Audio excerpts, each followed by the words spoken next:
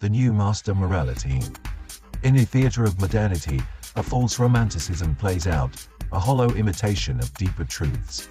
She, the archetype of contemporary illusion, wears the guise of romanticism, but cannot confront its absurdity or her own reflection in the mirror of truth. To do so would require self-awareness and acknowledgement of the chasm separating her surface from her essence, a truth she fears and denies. Entities beyond the veil and a chiral corruption. There are forces beyond the veil, entities that fashion beasts and distortions of what once reflected harmony. These creatures, molded in corruption, manifest as chiral deviations, asymmetrical and broken from their origin. Every person eventually becomes what they are at their core. For those who persist in their path of corruption, the realization of their flawed essence does not deter them. Rather, it drives them forward. Something attaches to them, strengthening their deviation and deepening their connection to the Luciferian and Ahrimanic forces.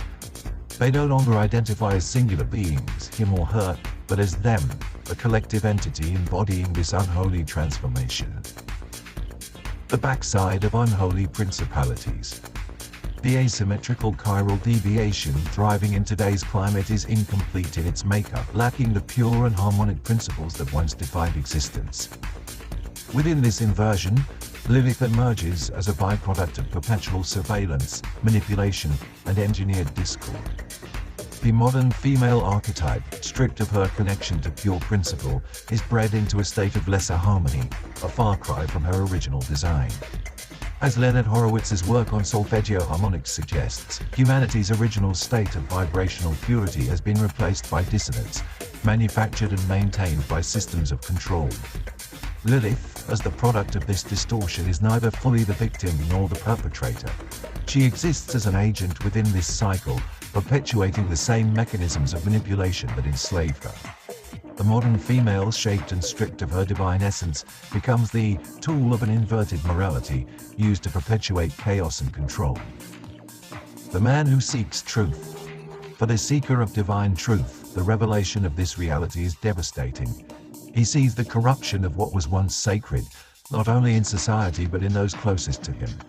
The intimacy he shared with those who embodied these distortions leaves him restless, unable to sleep or find peace in a world built on falsity.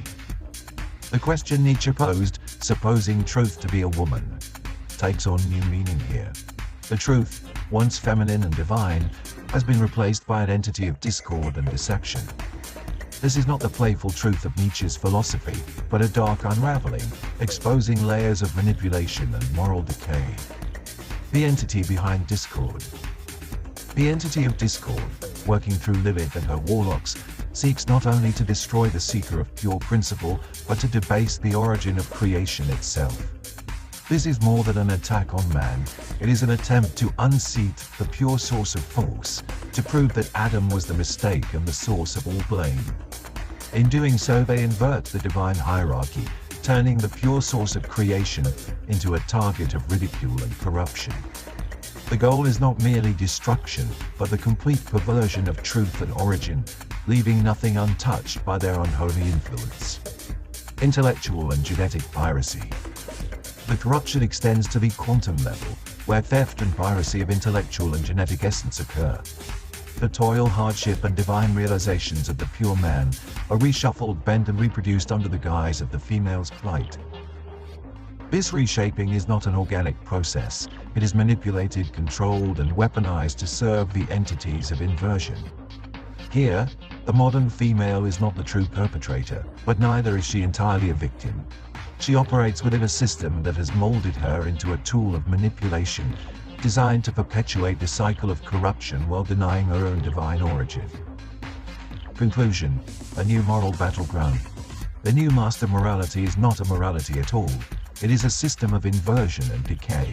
It thrives on the distortion of principles, the theft of truth, and the perpetuation of chiral deviations that sever humanity from its divine origin.